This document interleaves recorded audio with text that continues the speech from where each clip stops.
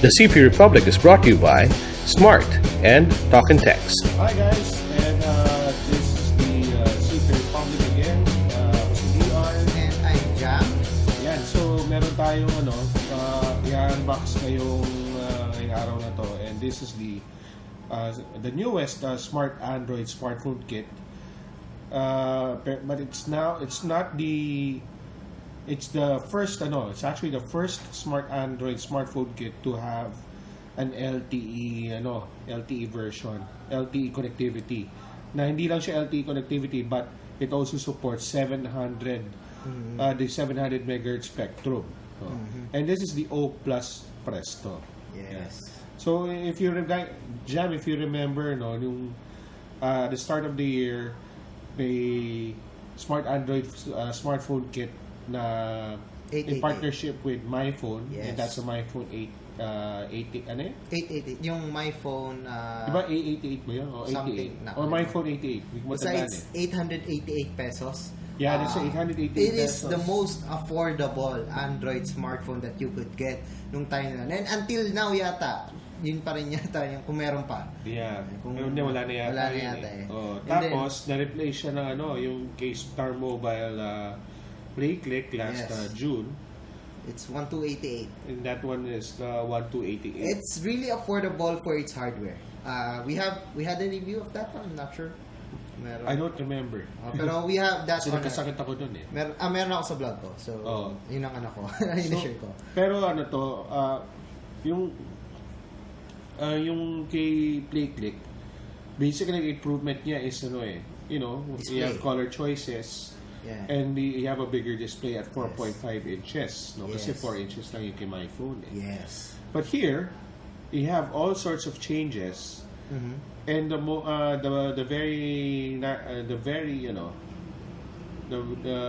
nicest change that we see here is the LTE support na kasama pa yung 700 MHz na spectrum. So, ibig sabihin, you'll have si Smart nag-upgrade kayo ng mga sa 8 niya, nagdadagdag na ng 700 MHz spectrum, which means you'll be able to experience faster LTE speeds. Yes. To give you guys an idea about 700 MHz, 700 MHz, the technical, medyo kind of technical, is sa 700 MHz, mas nakakapasok to at nakaka-penetrate sa mga loob ng mga buildings compared sa other cellular bands. And syempre, hindi crowded na 700 MHz, which ang cost niya, effect niya is, syempre, hindi crowded, mas mabilis yung internet connection nyo. Correct. So, it's actually a something na hindi nyo makikita sa most smartphones ngayon, even sa international brands, 700 MHz. So, we are really happy to see na meron sa isang affordable smartphone na nagsusupport ng 700 MHz na LTE band. Yes. So, this is the box of the O+ Presto, and here at the back, you'll be able to see the freebies that's included, and as listed here, actually, hindi ko natanggal to you can enjoy up to 100 MB of data per month for 12 months. Yes. So for apps like Facebook, Viber, Instagram, and more. Tapos meron pa siyang 500 MB na free data for every 100 pesos. As far as I remember, yun yung tanda ko. Cover dito eh. Pero I believe meron pa siyang monthly rewards for data basta mag-load ka for a certain amount. Ayos. So, alam mo yun, bumili ka na smartphone pero tubo ka na kasi nakukuha mo na yung data. Bawing-bawi Yes. sa mga mo na data. And take note, it's 12 months. So, kailangan load lang kayo. Total, gagamitin nyo rin naman. LTE na, 700 MHz pa. Load nyo lang, free data. Ito, naka-Android Marshmallow na may 5. Mas malaki na yung screen kasi yung kita mo yung 4, SmyPhone 4, tapos 4.5 kay Star Mobile. And now we have a 5-inch screen. So, ano susunod? 5.5? Malay natin, di ba? Phablet. Then, yun nga, LTE, then may Wi-Fi. And this one has a quad-core processor. So, anyway. So, medyo siya, sulit nga siya. So, let's unbox this thing. So, let me remove this. medyo makapit lang yung yung kanyang Actually, hindi pa namin ito talaga nabubuksan. So, ngayon pa lang namin ito binubuksan. There you go. So, ito yung ito yung O Plus Presto with the the smart Android smartphone kit powered by O Plus. And you can see here the new smart logo. Yan. Kasi yung sa Star Mobile, gamit pa nila yung lumang logo, hindi umabot. Pero yung second batch yata, bago na yung logo niya. Bago na ba yung logo? Sabi nila kasi that time. But the camera pala nito, yung likod niya is 8 megapixels with flash, 5 megapixels ang front camera niya. Then 8 gigs of internal memory. Oh, nice. Alright, so that's the front. Mukha siyang hindi to 2188 na smartphone. Oo nga eh. Well, I mean, yes, it's plastic, pero No, you know, maganda yung holding ano it, hindi nga siya parang 2188. It's parang feeling ko nasa 4,000 or something. 5,000 pa siya. Well, sabi nga doon sa box, nakasave ka ng 1,633 pesos. Oh, really? So, nga, no? Ito yung nakalagay. Nakalagay. So, siguro, Say 1,633. So, yeah, it should be around 4,000 or 3,900. So, this is the back of the O Plus Presto.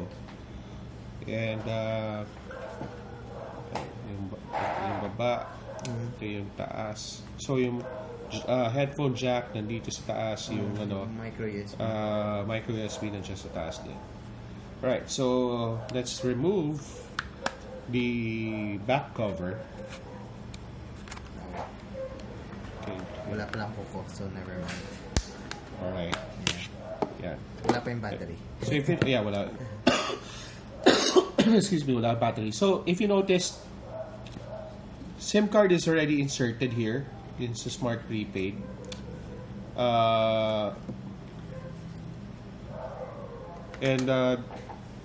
If you, wala pala, parang so isang SIM lang pala nakalagay. Kasi in previous na dalawang SIMs na nilalagay nila, it's either talking, so this time free, wala yung I'm not sure kung ito lang sa unit natin, ha? Pero I think we have to verify. But one thing's for sure, it's best na maglagay kayo smart, and the other one is talk and text, diba? Yeah. So, mas maganda na ganun. Yeah. I think we have to verify this. Kasi normally, may kasama yung ibang talk and text. Yeah. No, pero, yeah, I don't know. So anyway, that's the Presto, and let's unbox the rest of the contents. So what we see here is the pamphlets. Promo, GigaSurf, di ba? Actually, may bago sila ngayon. Yung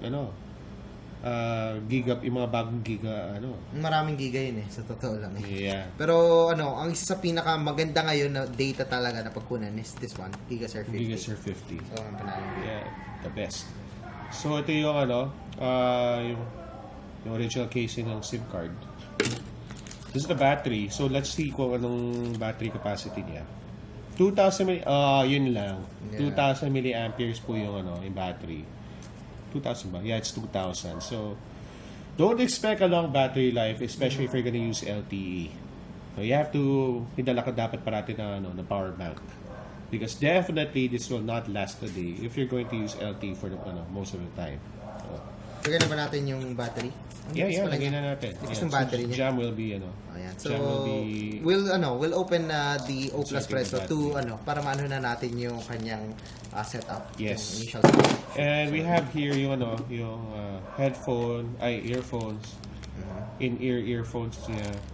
And of course the USB cable and the USB charger heads and the user manual. So basically that's it.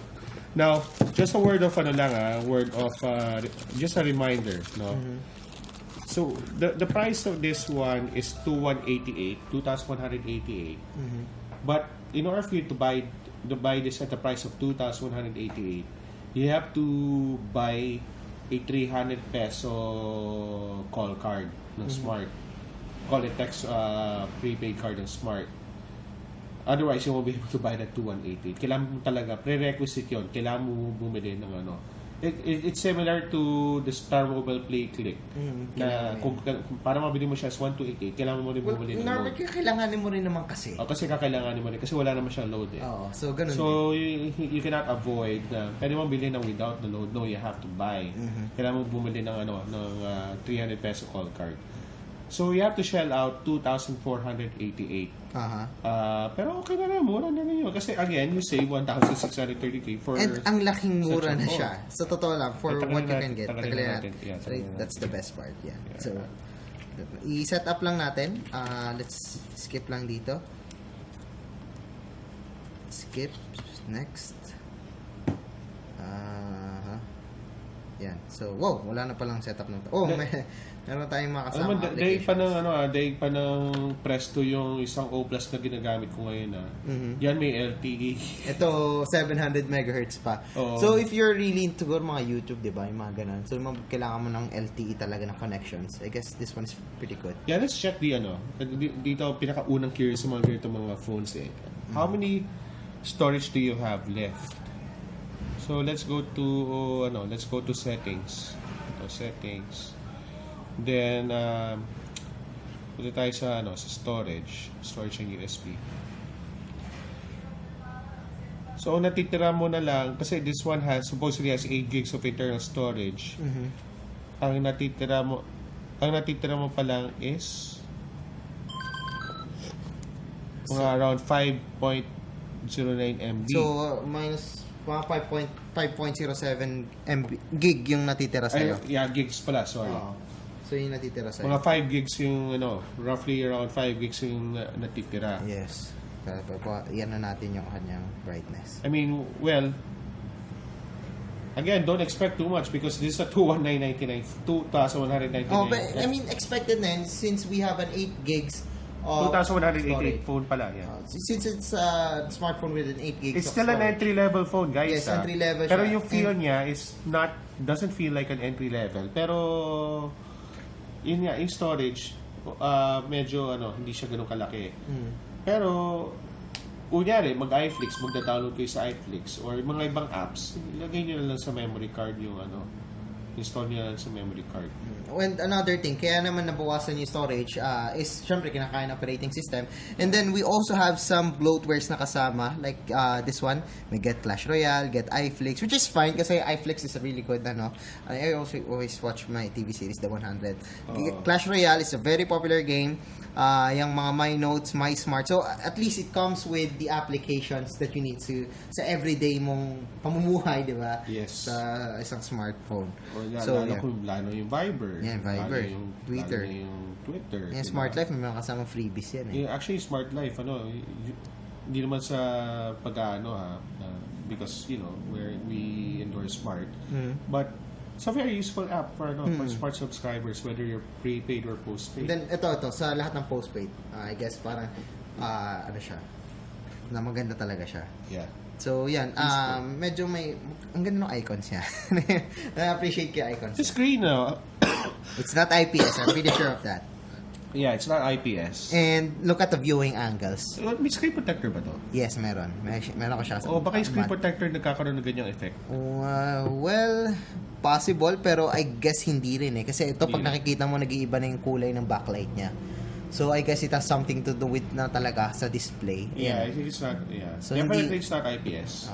It's not IPS. Hindi ganitong class and quality. But, again, it's a 5-inch smartphone.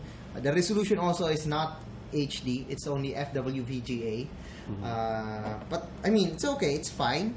And then, meron 1.3 GHz quad-core processor. Hula ko, it's a Spreadtrum or a MediaTek processor. It's between the two lang yun. Sa 1.3. Yeah, we'll be able to find out once we install the benchmarks. Sa reviews. Sa review. Yeah. Pag-review na natin. So, yan. Yun yung mga kasama applications. So, may smart logo, syempre. And then, kanina, may LTE. So, depende yan sa area niya, syempre. But anyway, we're going to review this first. Kasi ito, unboxing lang naman to eh. So, we cannot give a full review yet. Pero, we'll be posting another episode na may review na namin about the Android, the newest smart Android smartphone by by O+.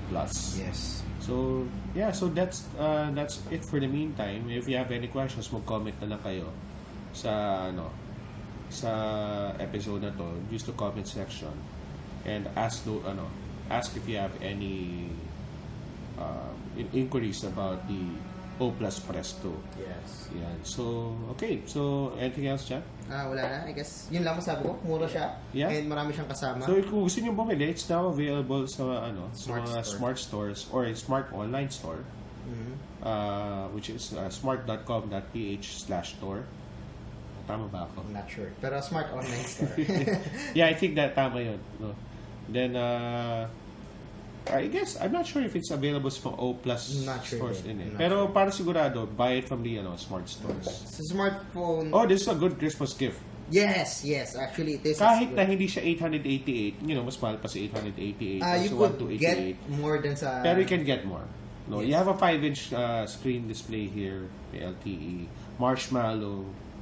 The camera, I don't know about the camera, pero looks siguro okay din naman. Tingnan natin. Alright, so see you na lang sa review ng O+ Presto in our next episode.